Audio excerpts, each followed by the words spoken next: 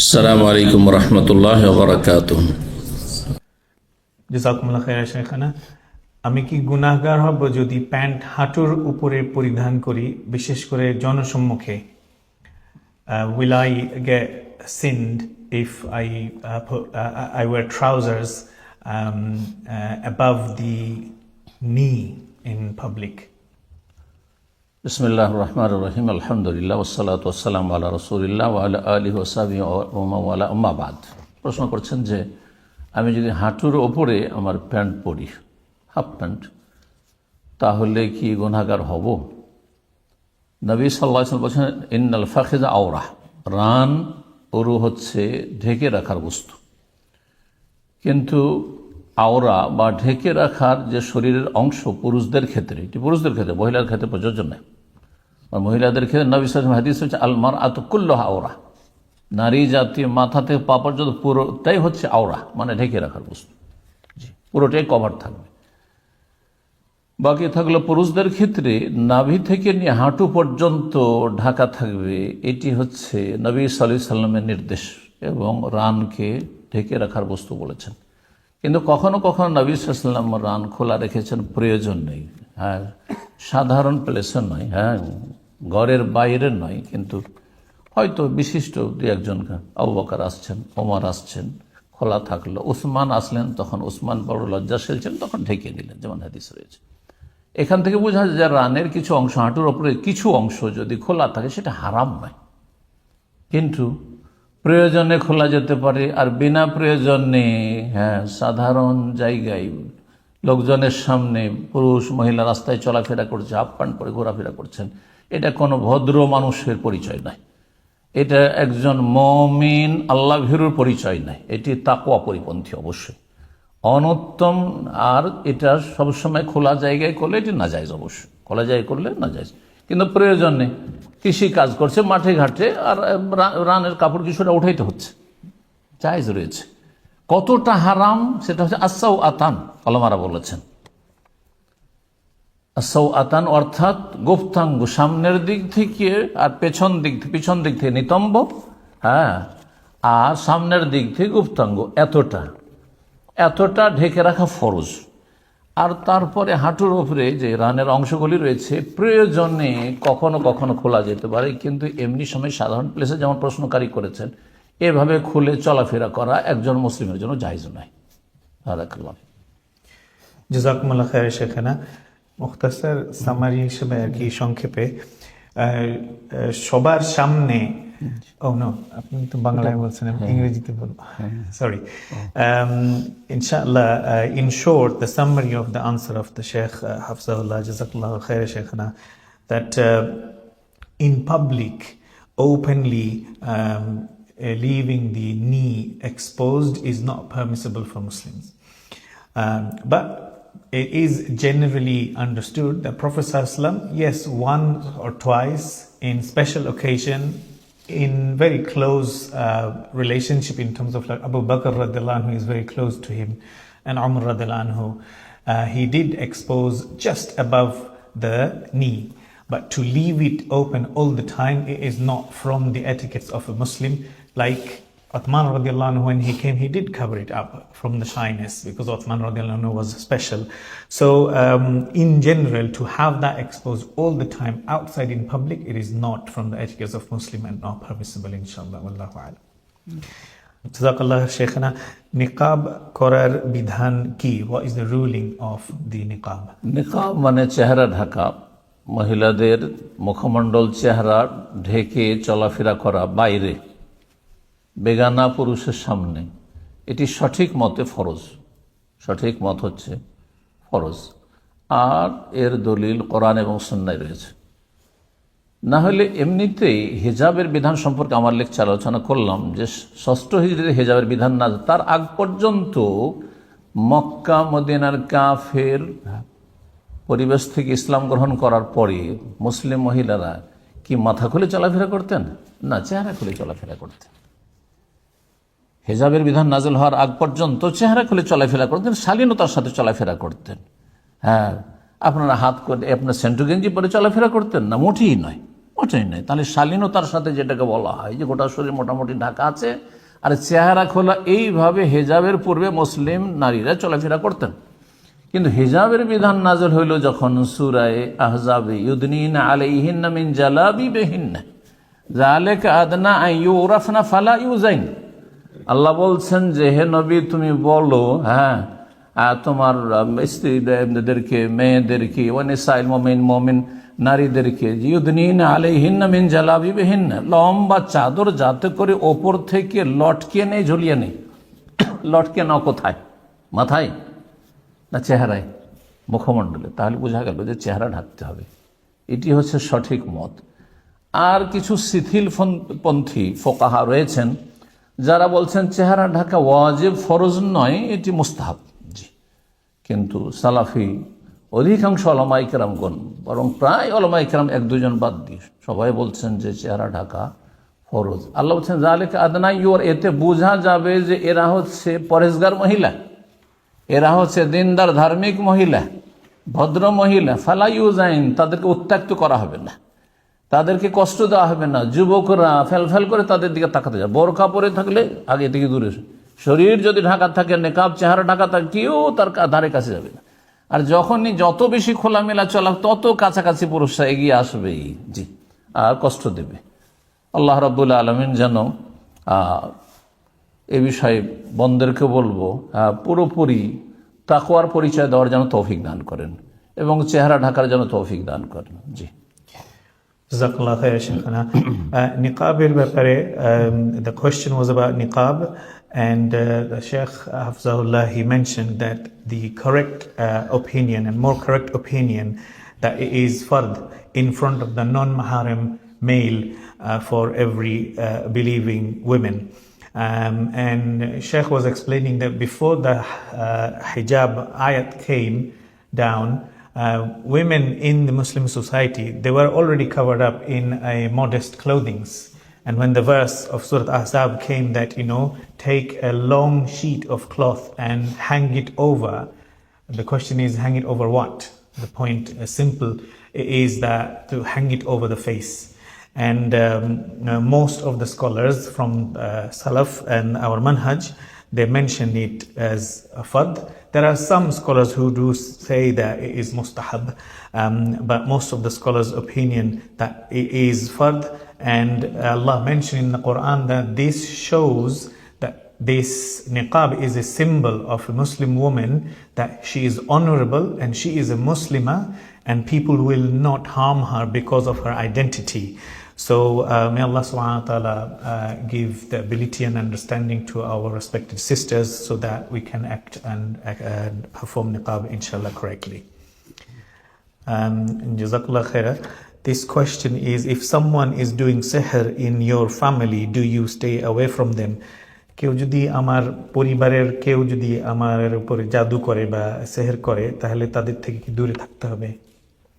যদি কেউ জাদু করে তাহলে আপনাকে ক্ষতি করেছে, সুতরাং অবশ্যই দূরত্ব বজায় রাখতে হবে যাতে করে তার খারাপি থেকে, অনিষ্ট থেকে বাঁচতে পারে। কিন্তু যদি একেবারে নিকট আত্মীয় হয় তাহলে দূরে থেকে যোগাযোগ রাখবেন, দূরে থেকে সিলাতুল আরহাম করা যেতে পারে। আজকাল সোশ্যাল মিডিয়ার যুগে আপনি বিভিন্ন মাধ্যম দিয়ে মাঝে মধ্যে কথা বলে নিলেন, মাঝে মাঝে মেসেজ, দুয়া সালাম করলেন, কিন্তু সরাসরি তাদের বাড়ি গেলেন না, যাতে ক্ষতি না করতে পারে, বা তাদেরকে নিজের বাড়িতে নিয়ে আসলেন না। এইভাবে চলা যেতে পারে, আত্মীয়তার সম্পর্ক বহাল থাকলো আর তাদের অনিষ্ট থেকেও বাঁচতে পারলেন। জি, আল্লাহ হেফাজত করুন। Jazakumullah khair, Shaykhana. And the Shaykh says that this is a difficult situation, but we have two things here. One is silatul rahim and one is staying away from the harm, because sihr is very harmful. If it is close relative, Shaykh's advice is that to stay away from them, but keep in touch from distance, like with messages, with there's social media time and age, but try to refrain from visiting them so that they cannot directly affect you or invite them into the house. And may Allah subhanahu wa ta'ala protect all of us, inshallah.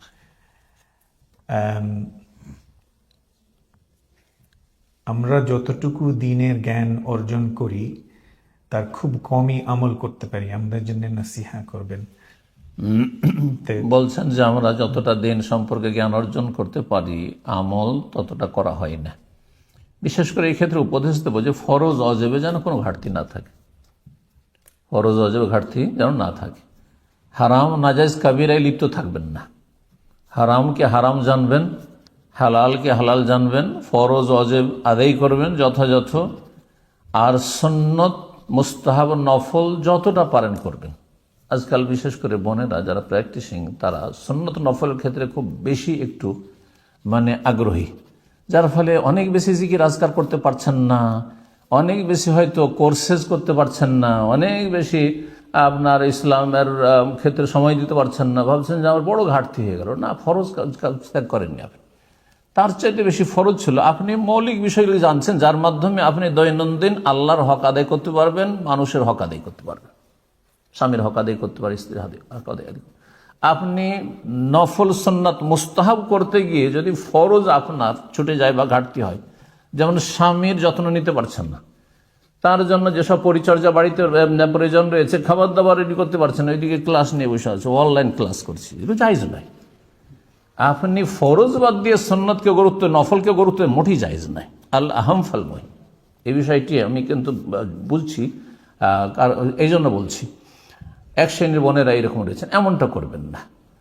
ফরজ প্রতিদিন যা রয়েছে তাতে কোনো ঘাটতি না, 5 ওয়াক্ত সালাতে যেন কোনো কমতি না হয়, ফজরে যেন সূর্যটা না উঠে যায়, হারাম কাবিরা আপনার জীবনে যেন না থাকে। জি, এইভাবে চলবেন ইনশাআল্লাহ তাআলা, আল্লাহ রাব্বুল আলামিন মাফ করবেন। আসসালাওয়াতুল খামসু ওয়াল জুমআতু ইলাল জুমআতি ওয়া রমাদানু ইলা রমাদান মুকাফফিরাতুল লিমা বাইনাহুন ইজা তুনিবাতিল কাবাইর। এই হাদিস স্পষ্ট। 5 ওয়াক্ত সালাত আদায় করছেন, আর জুমা আদায় করছেন, আর তারপর রমজানের ফরজ আদায় করছেন, পয়সা থাকলে যাকাত দিচ্ছেন, হ্যাঁ, আর তারপরে গুনাহ থেকে বাঁচছেন, কাবিরা থেকে বাঁচছেন, তাহলে মুকাফফিরাতুল লিমা বাইনাহু, এর মাঝে যেসব ভুল ত্রুটিগুলো সাগীরা ছোটখাটো ভুল ত্রুটি হচ্ছে আল্লাহ মাফ করে দেবেন। কিন্তু শর্ত হচ্ছে এজাজতুনিবাতিল কাবিরা থেকে বেঁচে থাকতে হবে। হারাম দেখবেন না, হারাম শুনবেন না, হারাম খাবেন না, হারাম উপার্জন করবেন না, হারাম জীবনযাপন করবেন না। আল্লাহ বুঝার আমল করার তৌফিক দান করেন। Jazakallah khair, Shaykhana. So the question was about that we have some knowledge, or we have attained some knowledge, but we cannot do too much of the deeds of a'mals and good deeds. What is the nasiyah? Shaykh Hafizahullah has just given a very simple principle that do not leave the fara'id and wajibat, and do not fall into haram and kabair. And in between is the sunan and mustahab, all these things, inshallah, if it's possible, when possible, we are encouraged to do it, but it should not take precedence over the fara'id and over the wajibat. Because Sheikh gave an example, say for a sister, if she is married and she's doing online classes or lots of other extra knowledge that she is trying to attain, but then her family member, her husband who comes and who needs attention, who needs the khidmah and everything, and she's unable to do it, that will not be beneficial, and that will not be the correct way of doing it. And he mentioned the beautiful reminder that, you know, the 5 salawat and the Jumu'ah to Jumu'ah, Umrah to Umrah, all these are kaffarat. So in between, inshallah, the small mistakes Allah subhanahu wa ta'ala will forgive, inshallah, and we try our best and never miss the fajr and not let the sun rise upon you, and do the fara'id and do the wajibat. Inshallah, slowly Allah subhanahu wa ta'ala will give the ability. May Allah subhanahu wa ta'ala give us the understanding. Next question is, how far do you travel and how long does one stay in one place for qasr prayer? So Shaykhana, প্রশ্নটা এখানে যে কত দূর আর কত দিন থাকলে কসর করা যাবে? কসরের ক্ষেত্রে কত দিন আর কত দূর, এই মসজিদেই কিন্তু গত বছর এই প্রশ্ন করা হয়েছিল, ডিটেলস বলেছিলাম। কসরের ক্ষেত্রে সবচাইতে সতর্কতামূলক মত হচ্ছে যে 4 দিনের বেশি কোথাও একই জায়গায় যদি অবস্থানে নিয়ত করেন, কোনো এক জায়গায়, যেমন এখানে আমি এসেছি আর আমি এসেই একাধারে আমি 5 দিন থাকবো, তাহলে প্রথম দিন থেকে আমি মুকিম, এবং এর উপর আমল আমি করি, এবং শেখ আব্দুল্লাহ ইবনে বাজ রহমতুল্লাহ আলাইহির ফতোয়া এটি। জি, সময়ের স্বল্পতার জন্য সে দলিলের দিকে যাচ্ছে। নবী সাল্লাহ ইসলামের হজের বছরের যে সফরে নবী সাল্লাহ ইসলামের কসর বিষয়টি সেটা 4 দিনের মধ্যে সীমিত ছিল। এটা সবচাইতে নিরাপদ মত। আর এর বেশি যারা কেউ 19 দিন বলেছেন যে আপনি করতে থাকেন না, এগুলি ঝুঁকিপূর্ণ মত। ঝুঁকিপূর্ণ কাজ করবেন না, কারণ আল্লাহ মূলত 4 ফরজ করেছেন। কোন জায়গায় কসর রয়েছে, কসর করা প্রথম কথা ফরজ, ওয়াজিব নয় যে কসর না করলে গুনাহগার হয়ে যাবেন। আপনার যেখানে সন্দেহ হবে সেখানে যদি আপনি কসর করে নেন অথচ আপনার 4 ফরজ হয়ে রয়েছে, তাহলে আপনি ফরজ ত্যাগ করে জাহান্নামে যাওয়ার কাজ করলেন। কিন্তু আপনার জন্য ছাড় আছে, 2 পড়ার অনুমতি আছে, 4 পড়ে নিয়ে আল্লাহ এই কথা বলবেন না আর শাস্তি দেবেন না যে তুমি 4 কেন বললে। আশা করি বিষয়টি বুঝতে পেরেছেন। দূরত্বের ক্ষেত্রে 2টো মত রয়েছে। একটি মত হচ্ছে যে আনুমানিক 80 কিলোমিটার বা 48 মাইল। আর আরেকটি মত হচ্ছে যে যেটাকে সাধারণত সফর বলা হয়। এখান থেকে 10 কিলোমিটার যাবেন, আমি শুনলাম এখানে অনেক ভাইরা নাকি এখান থেকে 10 কিলোমিটার বাইরে যাচ্ছেন আর কসর করে ফেলছে। এটা সফর? কোন ভাষায় সফর হয়? দেশের ভাষায় সফর যে আমি ট্রাভেলিং করছি? হ্যাঁ, না, মোটেই না। একটু বিনোদনে যাচ্ছি, মাঠে ঘাটে একটু, তাই পাহাড়ের চূড়ায়, এটা সফর নাই। যাকে সফর বলা হয় আপনার পরিভাষায় সেই সফর হইতে হবে। সফরের জন্য প্রস্তুতি থাকে যে একটু জামা কাপড় এক্সট্রা একটা নিলেন, হ্যাঁ লুঙ্গি পরে একটা লুঙ্গি নিলেন এক্সট্রা, সেখানে গিয়ে থাকতে হবে, এটা সফর। এই নয় যে কিছুক্ষণ 1 ঘন্টা গেলেন আর ছেলে মেয়ে নিয়ে আর পরিবার ঘুরলেন আর তারপরে চলে আসে সেখান থেকে, সফর হয়ে গেল এমনিতে। না না। তো যাই হোক, যদিও আজকাল 1 ঘন্টাতে হয়তো আপনার 40 মাইলের বেশি চলে যাওয়া যায়, তখন ভিন্ন বিষয়। এক কথায় যেটাকে শরীয়তের ভাষায় সফর বলা হয় সেটা সফর, আর যদি সফর না বলা হয় তাহলে সেটি সফর নয়। 5 কিলোমিটার 10 কিলোমিটার আপনি হাইডের বাইরে ম্যানচেস্টার গেলেন, কসর করে ফেললেন আপনি। হ্যাঁ, এখান থেকে নাকি আর 15 মিনিট 20 মিনিটের রাস্তায় গিয়েছেন, ওই যে ওখানেই কসর করে ফেলেন, না, মোটেই জায়েজ নয়। আপনি ঝুঁকিপূর্ণ অবস্থায় আছেন, জাহান্নামে যাওয়ার আশঙ্কা রয়েছে। আল্লাহকে ভয় করুন। বারাকাল্লাহ ফিক। Jazakallah khair, ya Shaykhna. Sheikh mentioned that this has been asked before and we have explained, Sheikh has explained it in details. Briefly, inshallah, qasr in the 2 elements. In terms of the duration of stay, Sheikh mentions, Hafizahullah, that the safest opinion is if anyone intends to stay in a place for more than 4 days, from the beginning he should be praying the full prayer, inshallah. Because the intent, this from the Hajj time, the story and the hadith and the life of Prophet ﷺ, that is the safest, and other opinions are risky. Because if it were, and qasr is not fard or wajib, Sheikh mentioning that if it is upon me the duty to do 4 rak'ah, but I did 2, I'm in danger, could be Jahannam, because I have missed 2 rak'ah. But if it is 2 and it was qasr, but I did 4, I've done extra, so there is no harm in that, inshallah. And in terms of the distance, there are 2 avenues of opinions. One is about the number of miles, which is 48 miles or about 80 kilometer, is this distance of travel. And the other opinion is about the hal of safar, hal of the travel there. Circumstances like when you get ready with extra spare of trousers and clothes and brushes and something, and you're going not just few kilometers here and there, going to Manchester from Hyde and then you're doing qasr after 5 kilometers. This is not correct and this is not permissible. So inshallah, whatever Sharia says safar, the conditions of safar applies, then it is safar, inshallah, and then the qasr is permissible in that situation. Wallahu alam. এখানে আরেকটি কথা বলার প্রয়োজন আছে। সফরের ক্ষেত্রে যদি প্রথম থেকে নিয়ত থাকে যে আমি 4 দিনের বেশি সেখানে গিয়ে অবস্থান করব, তখন আপনি প্রথম দিন থেকে মুকিম, আর এই 4 দিনও কসর চলবে না, এই কথাটা আরও স্পষ্ট করছে। কিন্তু যদি এমনটা হয়, যে বিষয়টি বলা জরুরি, যে হতে পারে আমি 2 দিন 3 দিনেই চলে আসবো, 4 দিনের আগেই চলে আসবো, আবার দেরি হইতে পারে, তাহলে আপনি কসর করে যান। এই করতে করতে করতে করতে আপনার 19 দিন 20 দিন 25 দিন 2 মাস 3 মাস যদি হয়ে যায়, এই প্রতিদিন এই কালকে কাজটা শেষ হবে, কালকে কাজ শেষ হবে চলে যাবো, কালকে কাজ শেষ হবে চলে যাবো, কিন্তু কাজ শেষ হচ্ছে না, আসতে পারছেন না, তাহলে আপনি দীর্ঘ সময় কসর করতে পারবেন।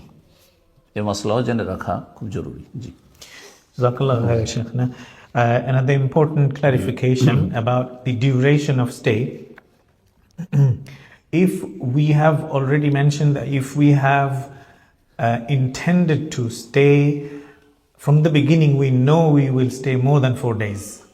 So there is no qasr from the beginning of the travel and that place where we have gone. But if we are going for 2 days or 3, so less than 4 days, but you're not sure that the job that we are taking or the thing that we want to go for is not going to be done, we're not sure. Maybe tomorrow it will be done or the day after.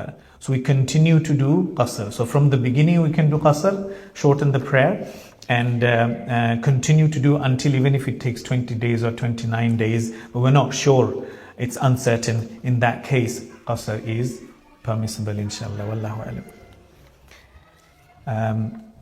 Assalamu alaikum.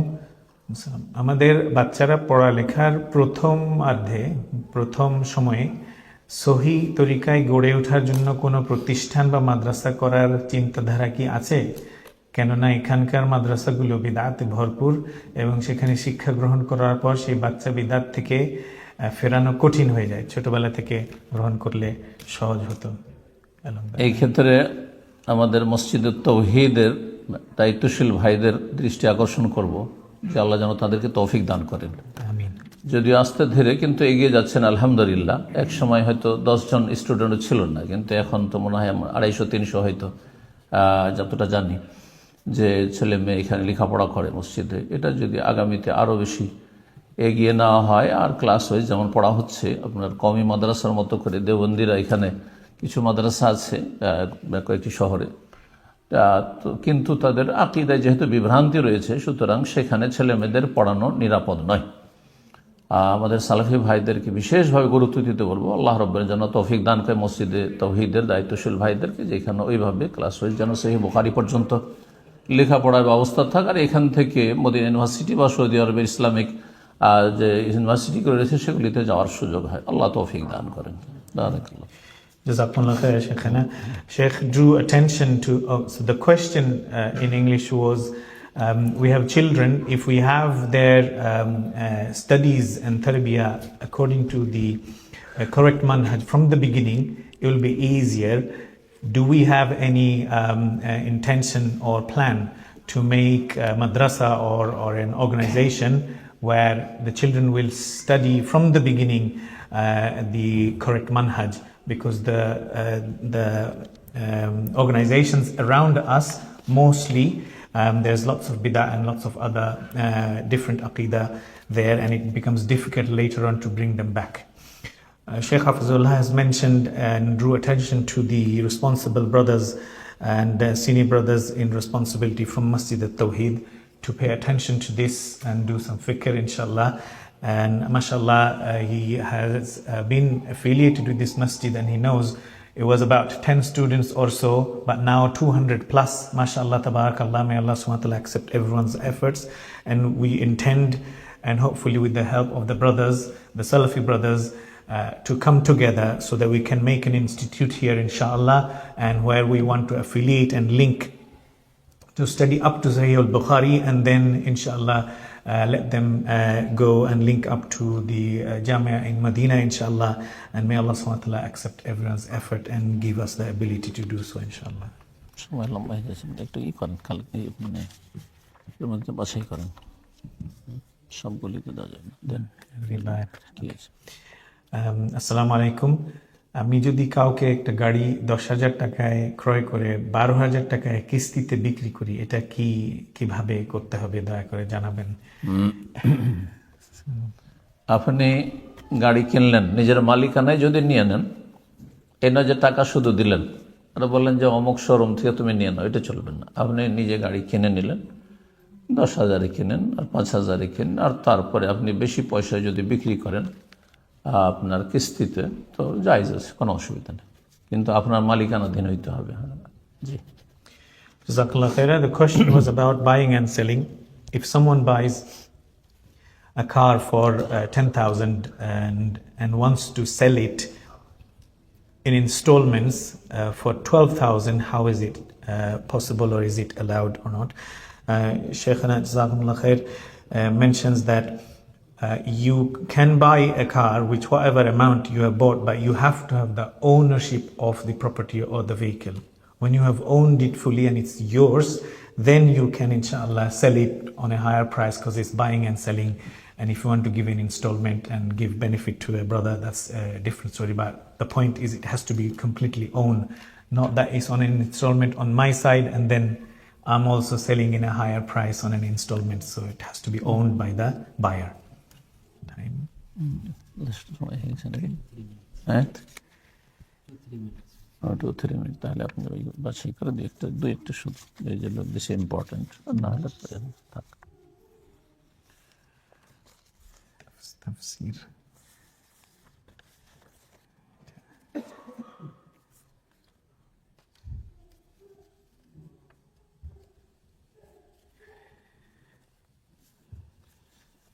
This very similar answers. Okay. কোন ইমাম যদি বিশ্বাস করে আল্লাহ নিরাকার ও সর্বত্র বিরাজমান, তার পিছনে কি সালাত আদায় করা যাবে? কোন ইমাম বা সাধারণ মানুষই হোক না কেন, যদি বিশ্বাস করে যে আল্লাহ নিরাকার, আল্লাহর চেহারা নেই, আল্লাহর হাত নেই, আল্লাহর চোখ নেই, অথচ আল্লাহ বলছেন আছে, তাবারাকাল্লাযী বিয়াদিল মুলক ওয়া ইয়াবকা ওয়াজহু রাব্বিকা ওয়া লা তুসনা আলা আইনি, হ্যাঁ কোরআনে স্পষ্ট রয়েছে। আর যদি বলে যে না আল্লাহ নিরাকার, তাহলে সেই ব্যক্তি মুসলিম না, তাকে ইসলামে আসতে হবে, জ্ঞান অর্জন করা ফরজ হয়ে আছে তার উপর, তার পেছনে সালাত পড়া জায়েজ নয়। জি। Jazakallah khair. The question was that if an imam believes that Allah has no form and he is everywhere, is salah valid behind him? Jazakallah khair. Shaykhana mentions that whether it's imam or any general public or anyone who believes that Allah has no form and Allah, because there are descriptions in Quran clearly about his that and his self, and his existence where he is, the istawa. I'm just adding so that I can explain, otherwise it was difficult. But if somebody believes that, then he has to learn his ilm and become a Muslim, and otherwise there is no salah behind such person, whether it's imam or otherwise from the family members. Inshallah. Jazakumullah khaira. Please forgive me for the জাযাকুমুল্লাহ খায়র। যারা ধৈর্য ধরে এতক্ষণ ধরে বসে থাকলেন, আল্লাহ রাব্বুল আলামিনের কাছে দোয়া করি আল্লাহ আপনাদের দিন দুনিয়ার সার্বিক কল্যাণ দান করেন। আল্লাহ আপনাদের হায়াতে, রুজিতে, ছেলে মেয়েতে, পরিবারে সবকিছুতে আল্লাহ বরকত দান করেন। সমস্ত রকমের অনিষ্ট বালা মুসিবত থেকে আল্লাহ যেন হেফাজতে রাখেন। দুনিয়া আখিরাত আল্লাহ রাব্বুল সম্মানিত করেন, জান্নাতুল ফিরদাউস দান করে, জাহান্নামের আযাব থেকে, দুনিয়ার শাস্তি থেকে, আল্লাহ রোগ থেকে, বিপদ আপদ থেকে আল্লাহ রাব্বুল আলামিন যেন আমাদের আপনাদের সকলকে আল্লাহ যেন হেফাজতে রাখেন। যতদিন আল্লাহ রাখবেন আপনাদেরকে আমাদেরকে আল্লাহ যেন ঈমানের সাথে, সুস্থতার সাথে রাখেন। যখন নেবেন আল্লাহ তাওহীদের সাথে, কালেমা তাইয়্যিবার সাথে, ঈমানের সাথে আল্লাহ যেন সুস্থতার সাথে আমাদেরকে নেন। রব্বানা আতিনা ফিদ দুনিয়া হাসানা ওয়া ফিল আখিরাতি হাসানা ওয়া কিনা আযাবান নার। রব্বানা হাব লানা মিন আজওয়াজিনা ওয়া যুররিয়াতিনা কুররাতা আ'য়ুন ওয়াজআলনা লিল মুত্তাকিনা ইমামা। সুবহানা রাব্বিকা রাব্বিল ইজ্জাতি আম্মা ইয়াসিফুন ওয়া সালামুন আলাল মুরসালিন ওয়াল হামদুলিল্লাহি রাব্বিল আলামিন।